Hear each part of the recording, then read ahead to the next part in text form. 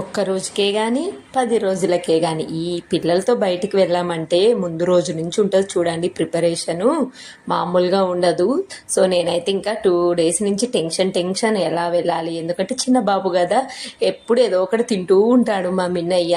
So ఇలాంటి వాళ్ళ కోసం చాలా పెద్ద ప్లానింగే ఉంటుంది, ఒక్కరోజైనా ఒక గంట అయినా. సో ముందు రోజే నేను మంచిగా స్వీట్ చపాతీలు చేశాను, అలాగే పులిహోర.